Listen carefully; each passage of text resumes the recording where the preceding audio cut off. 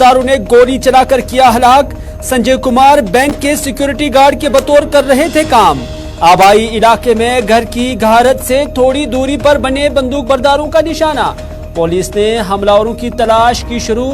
फौरी तौर कातिलों के खिलाफ कार्रवाई का भी किया इरादा।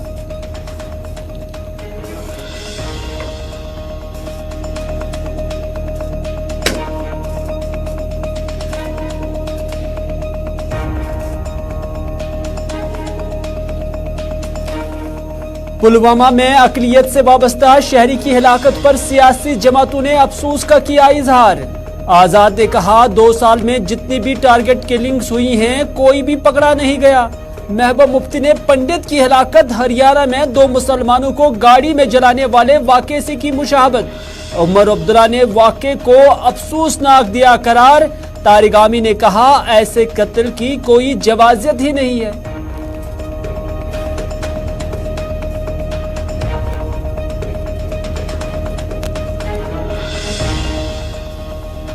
और रायपुर में कांग्रेस के इजलास से राहुल गांधी ने चीन, कश्मीर और अडानी को लेकर सरकार पर किया हमला।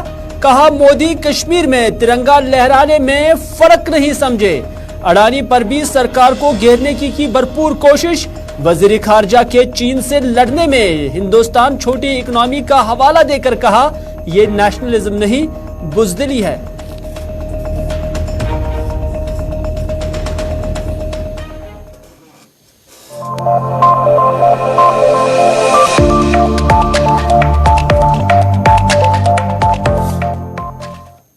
बिस्मिल्लाहिर्रहमानिर्रहीम, अस्सलाम वालेकुम। आप सभी का इस्तकबाल है। आप देख रहे हैं प्रोग्राम स्पेशल रिपोर्ट। आपका मेजबान मीर हिलाल हांजुरी हाजिर खिदमत। स्पेशल रिपोर्ट में आज सबसे पहले बात करते हैं पुलवामा के अहसन इलाके में, जहां पर शहरी की आज मौत वाक़ा हुई है। बंदूक बरदारों की जानब से गोली चलाई गई है। साथ ही साथ इस पर जो मुख्तलिफ पॉलिटिकल पार्टीज की जानब से रिएक्शन आया है या जो इस पर रद्द-ए-अमल जाहिर किया गया है अलग अलग सियासी जमातों की तरफ से, वो भी आप तक पहुंचाएंगे। और खासतौर पर राहुल गांधी ने मरकजी सरकार को घेरते हुए जो रायपुर के अंदर कांग्रेस का इजलास पिछले कुछ दिन से चल रहा है, उसमें अडानी से लेकर चीन और चीन से लेकर कश्मीर तक वजीर आजम नरेंद्र मोदी को घेरते हुए पे दर पे हमले किए। मुफस्सल तफसील के साथ स्पेशल रिपोर्ट आप देखते रहिए। लेकिन शुरुआत में हम बात करते हैं अहसन पुलवामा की, जहां पर आज दोपहर से कबल ही बंदूक बरदारों ने अकलियत से वाबस्ता एक शहरी पर गोलियां चलाई है। मारे गए इस शहरी की शनाख्त पुलिस ने संजय शर्मा वलद काशीनाथ शर्मा साकिन अहसन पुलवामा के बतौर की है। मज़कूरा शहरी पेशे से बैंक सिक्योरिटी गार्ड था।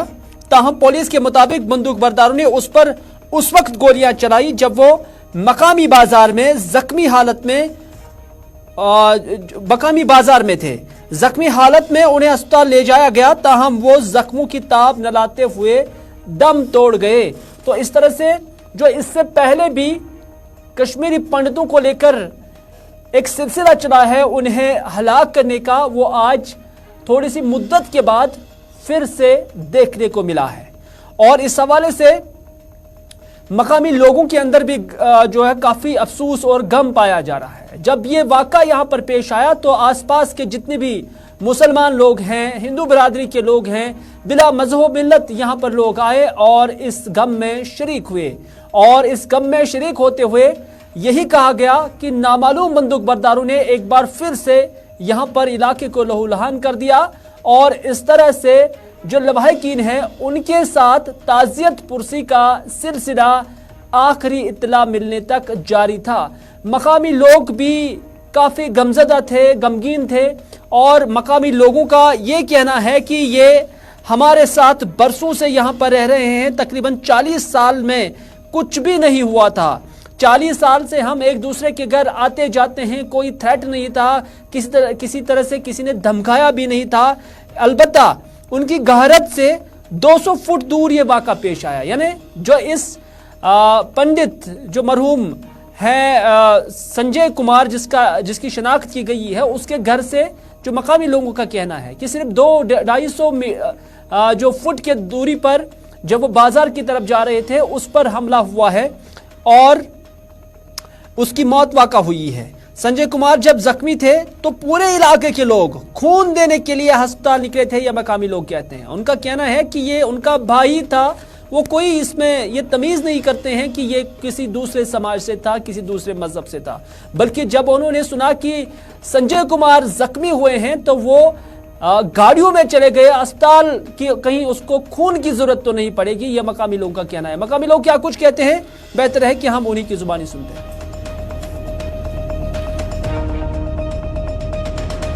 संजय कुमार शर्मा अच्छन पता है कि यह गान दुहन यह क्या यन पे गारत पे दुतुक बिचारे नबर नेरन कह सोन गर अपर यपर पकन टकन नमन 40 वरियन मन गो इन पृथ्वी तुम मा गो पीछ पेट इन कह तोमुत धमकावनी या कह कत करनी तो यह क्या खुदायस नी जवाब दिन। अलबत् आज पता यह गारत ये गो यह क्या 7 फुट दूर गो यह क्या फायर क्या पता अंदर कहीं गरी क्या हेको अत मुतलिक वन और न्यूक हस्पताल न्यूक यह क्या मुकम्मल अगर सोन खून इन लगे लागो पन खून इन तमाम बच्चे खून लागने खतर गए दी 10 गाड़ी सत दोपस पे खून दिन ये चूलस 5 हथ द्राये इन खून दिन यह क्या 7 लड़क द्रायो खून दिन मगर यह ओबिस बिचार बचतुन की सनान मानी तुम वो ये कत्या खलक तुम वो ये मुसलमान वो खोचन अड़ ये दुनिया ये वुन अंद आर्मी पुलिस यह क्या ये दुनिया यह क्या गामस मज या क्या जबरदस्त उम्र कड़म 60 वरी 7 वरी गई मे वुचन इन जबरदस्त। इधर डीआईजी साउथ कश्मीर का कहना है, रईस अहमद का कहना है कि कुछ नामालूम बंदूकबरदारों ने यह हमला अंजाम दिया है। जो भी इस वाक़े में मुलविस है उन्हें हम ट्रैस करने की कोशिश कर रहे हैं और अभी हम इस मामले को इन्वेस्टिगेट कर रहे हैं और इन्वेस्टिगेशन के साथ साथ हमलावरों की तलाश भी जारी है।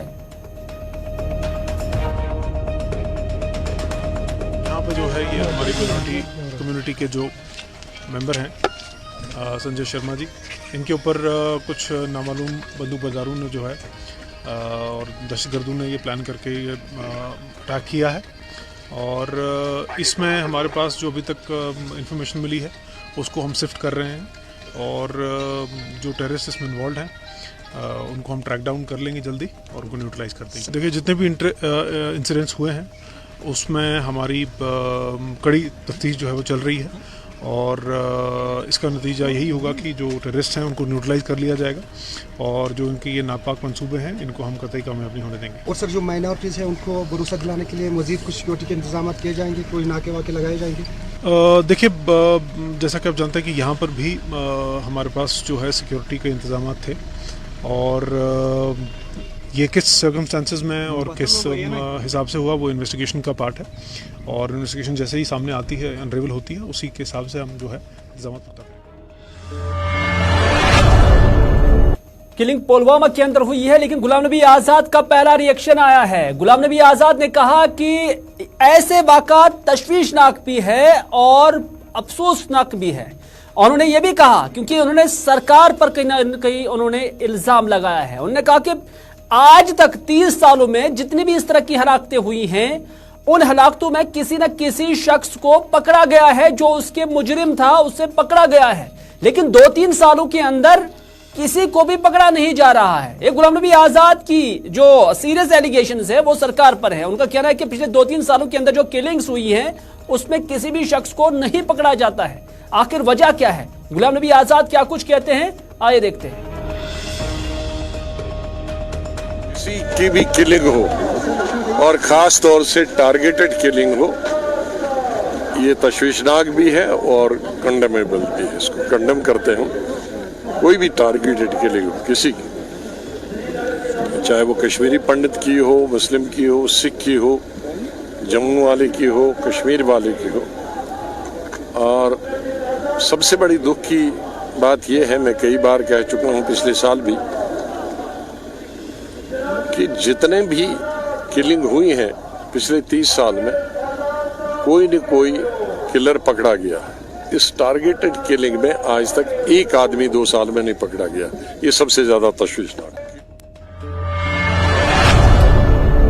चलिए 2-3 सालों में इन टारगेटेड किलिंग्स में से किसी भी शख्स को नहीं पकड़ा गया है, ये गुलाम नबी आजाद का कहना है। लेकिन महबूबा मुफ्ती का भी रिएक्शन आया है। महबूबा मुफ्ती कहती है कि जम्मू कश्मीर के अंदर, खासतौर पर कश्मीर वैली के अंदर कुछ ही अब जो है अकलियत से वाबस्ता लोग हैं, चाहे सिख बिरादरी के लोग हैं, हिंदू बिरादरी के लोग हैं या कश्मीरी पंडित बिरादरी के लोग हैं, कुछ ही इस तरह के लोग बचे थे। अब उनके साथ भी इस तरह के बदकिस्मती वाले या अफसोसनाक वाले जो वाक़ात हैं वो पेश आते हैं। महबूबा मुफ्ती ने कहा, मैं हमलावरों से पूछना चाहती हूं कि हरियाणा में 2 मुसलमान लड़कों को जिंदा जलाया गया था और यहां आपने एक निहत्थे इंसान को मार दिया, तो अब फर्क ही क्या रहा? ये तो इंसानियत का खून है और इंसानियत का कत्ल है। यानी महबूबा मुफ्ती ने इस वाक़े को हरियाणा में जो 2 मुसलमानों को मारा गया, जिंदा जलाया गया, उस वाक़े के साथ उन्होंने इसकी मुशाहबत की है। महबूबा मुफ्ती ने कहा कि आप हिंदू हो या मुसलमान को मारो, उसका फायदा सिर्फ एक ही जमात को मिलता है। हां, बीजेपी जम्मू कश्मीर में सब कुछ ठीक ठाक होने का दावा करती है, ठीक कुछ भी नहीं है। यहां लोग सरकार के जुल्म और बंदूक बरदार के बंदूक के दरमियान फंस गए हैं। यह महबूबा मुफ्ती का स्टेटमेंट है।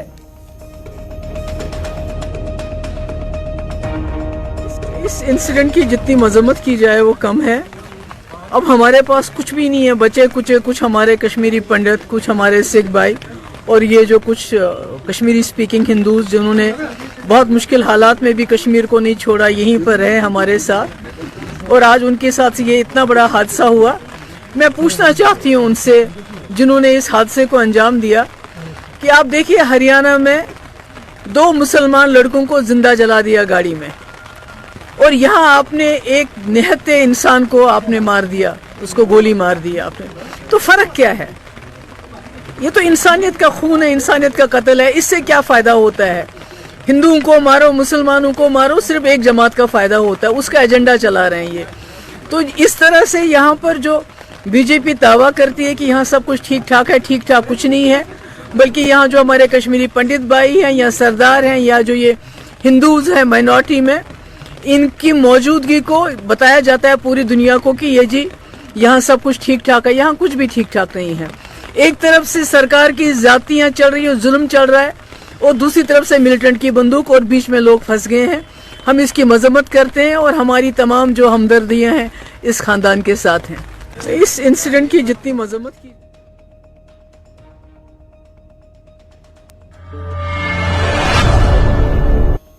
चलिए, महबूबा मुफ्ती कहते हैं कि ये जो बंदूक बरदार है, जो ऐसे लोगों को मारते हैं, ये दरअसल बीजेपी का एजेंडा आगे ले जा रहे हैं। ये महबूबा मुफ्ती का स्टेटमेंट था। उमर अब्दुल्ला ने क्या कुछ कहा? उमर अब्दुल्ला को जब इस खबर से मुत्तलिक मालूमात पहुंची तो उन्होंने ट्वीट किया। ट्वीट में उमर अब्दुल्ला ने लिखा, संजय की मौत की खबर सुनकर इंतहाई अफसोस हुआ। संजय बैंक सिक्योरिटी गार्ड के तौर पर काम कर रहा था, जो आज मिलिटेंटों के हमले में मारा गया है। यह उमर अब्दुल्ला का कहना है।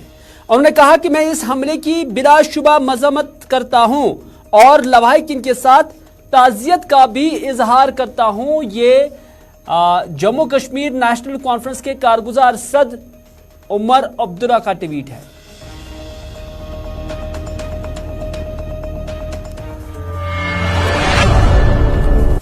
चले, मोहम्मद यूसुफ तारिगामी जो है वो भी इस मामले को लेकर सामने आए हैं और उन्होंने भी इस मामले को लेकर अफसोस का इजहार किया है। उन्होंने कहा कि आसिन पुलवामा वाक़े की मजम्मत के लिए मेरे पास अल्फाज ही नहीं हैं।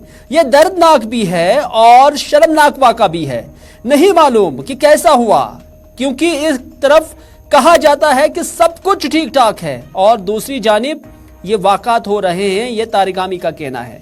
तारिगामी कहते हैं कि इस वाक़े के पीछे वजूहात जो भी हों, लेकिन एक आम निहत्थे बेगुनाह को इंसान को शिकार क्यों बनाया जा रहा है? ऐसे कत्ल की कोई जवाजियत ही नहीं है जिसमें बेगुनाह का कत्ल किया जाता है। ये तारिगामी का कहते हैं। खतरनाक वारदात हुई है आसिन पुलवामा में। संजय 40 साल की उम्र थी शायद, और कोई रेगुलर एम्प्लॉय नहीं था, सिक्योरिटी गार्ड था। कुछ पैसे गुर्बत न होती शायद, यहां आकर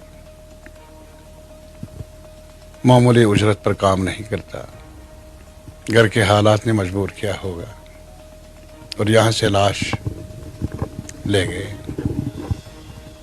अफसोसनाक, दर्दनाक, और मेरे पास अल्फाज नहीं है। यह इंसानियत का कत्ल है। सिर्फ मैं यही कहूंगा, वजह कुछ भी हो, लेकिन ये नाकर्दा गुनाह की सजा क्यों मिले किसी को? अगर सियासी मामलात है तो एक आम शहरी को मारना, और वो भी गैर मुसल्ले, जिसके पास कुछ भी नहीं अपने बचाव के लिए, और जो कोई यहाँ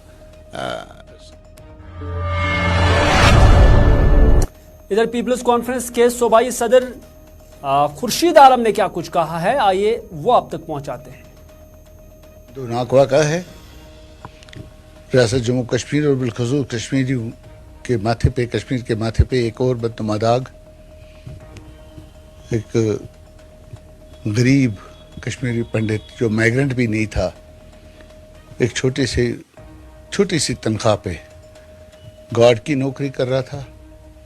इसके न कोई, इसका इतना कोई वजूद नहीं था कि किसी सियासी तंजीम में नहीं था।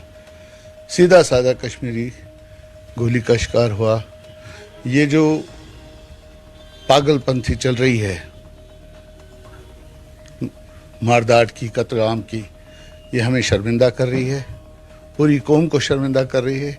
इससे किसी को कोई भी सियासी फ़ायदा नहीं हो सकता, हमारे दीन को किसी। जम्मू कश्मीर नेशनल कॉन्फ्रेंस के तर्जुमान आला तनवीर सादिक ने भी इस पर अफसोस का इजहार किया है, और उन्होंने क्या कुछ कहा, आइए देखते हैं। संजय के 3 बच्चे थे, एक 8 साल की, 2 लड़की 8 साल की और 4 साल की, और एक छोटा बच्चा था। क्या मिला उनको, ये एक इतनी दुखद कहानी है। जितना भी हम इसके बारे में बोले उतना कम है। एक और बेगुनाह को की हत्या की गई है। एक माँ ने अपना बेटा, एक बहन ने अपना भाई, एक बेटी और बच्चों ने अपना बाप खोया है। ये होना नहीं चाहिए। ये टारगेटेड किलिंग बार बार हो रही है। मैं उन लोगों से बात करना चाहता हूं जो लोग सिर्फ अपने पीठ थपथपाते हैं कि हालात ठीक हुई हैं, ये हुआ है, वो हुआ है।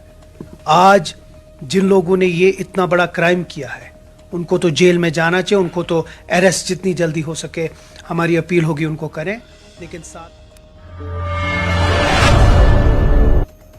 चलिए अब बात करते हैं कांग्रेस के सीनियर लीडर राहुल गांधी की, जो आज रायपुर के अंदर जो है रायपुर प्लेनरी सेशन के दौरान तकरीर कर रहे थे। 2-3 दिन से ये सेशन यहां पर जारी है, और इसमें राहुल गांधी ने वजीर आजम नरेंद्र मोदी को निशाना बनाया है, उनकी सरकार को निशाना बनाया है। न सिर्फ कश्मीर को लेकर बल्कि चाइना को लेकर जो फॉरेन मिनिस्टर की जानब से बयान दिया गया है उस पर भी उन्होंने घेरा है। अडानी को लेकर भी भारतीय जनता पार्टी को खामोश कर दिया है, और इस हवाले से उन्होंने कहा कि वजीर आजम की पार्लियामेंट में दी गई तकरीर मैंने सुनी है, जिसमें उन्होंने कहा था कि मैंने भी लाल चौक पे जाकर तिरंगा लहराया था।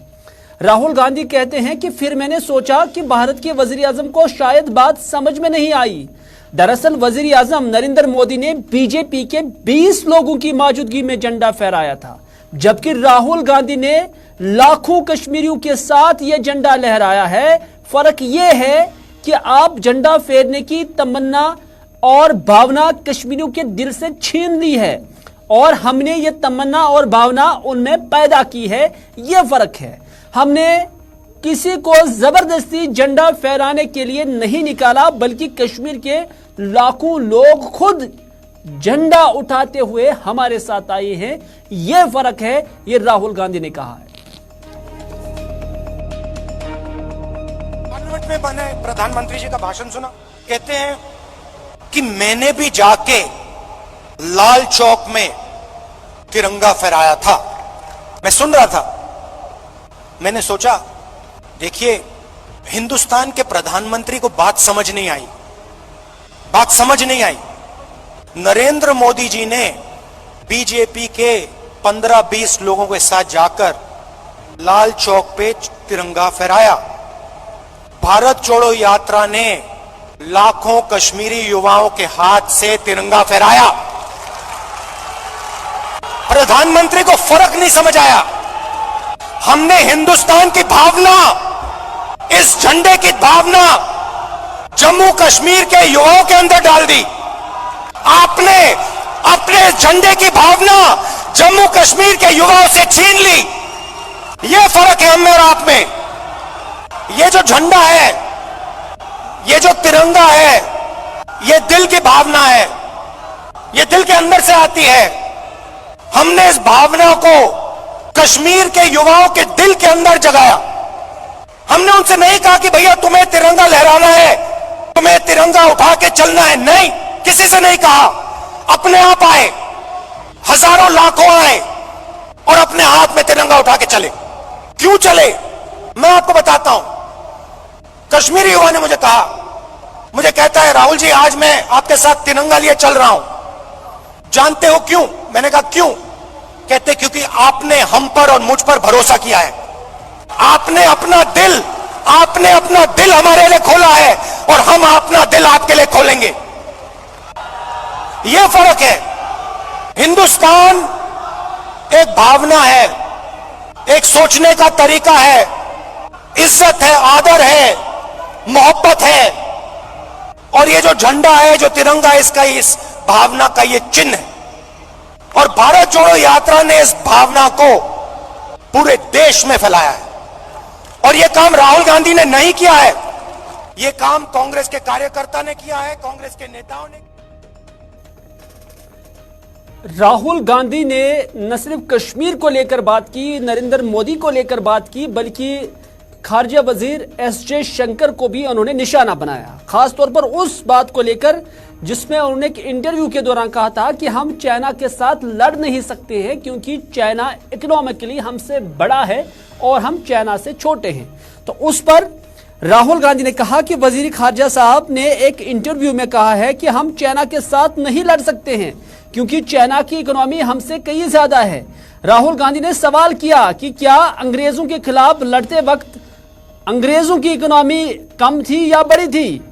राहुल गांधी ने कहा कि यह कौम परस्ती नहीं बल्कि बुज़दिली है। राहुल गांधी ने यह भी कहा कि क्या सिर्फ लड़ना सिर्फ उन लोगों के खिलाफ है जो हमसे कमजोर हैं? क्या हम अपने मुकाबिल या अपने से बड़े लोगों से या मुल्कों से नहीं लड़ सकते हैं? यह राहुल गांधी का सवाल है। उन्होंने कहा कि यह नेशनलिज्म नहीं है, यह कौम परस्ती नहीं है, बल्कि यह बुज़दिली है। सरकार की सोच के बारे में आज आपको बताना चाहता हूं। कुछ दिन पहले इंटरव्यू में एक मंत्री ने कहा कि चाइना की इकोनॉमी हिंदुस्तान की इकोनॉमी से बड़ी है तो हम उनसे कैसे लड़ सकते हैं। चाइना की इकोनॉमी हिंदुस्तान की इकोनॉमी से बड़ी है तो हम उनसे कैसे लड़ सकते हैं। जब अंग्रेज हम पर राज करते थे क्या उनकी इकोनॉमी हमारी इकोनॉमी से छोटी थी?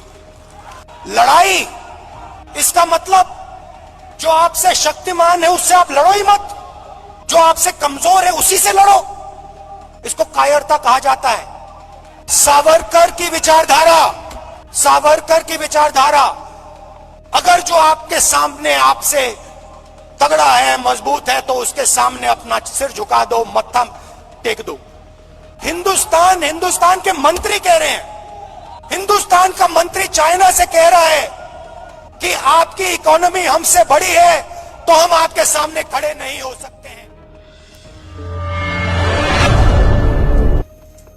चले नाज़रीन, आप देख रहे थे प्रोग्राम स्पेशल रिपोर्ट। जाते जाते आपको बताते चले कि 3 मुलाजमीन को आज भी जम्मू कश्मीर सरकार की जानिब से नौकरियों से बर्खास्त किया गया है। उनको अपने ओहदों से हटा दिया गया है और साथ ही साथ नौकरियों से भी उन्हें बर्खास्त किया गया है क्योंकि उन पर इल्जाम है कि उन्हें मिलिटेंटों के साथ लिंक्स है। बहरहाल इस खबर के हवाले से भी हमारी दूसरी नशियात में आप मुकम्मल खबर जो है वो सुन भी सकते हैं और भी देख सकते हैं। फिलहाल के लिए बस इतना ही। अपने मेजबान को दीजिए इजाजत इस वादे के साथ कि अगर जिंदगी रही तो आपसे फिर होगी मुलाकात। तब तक के लिए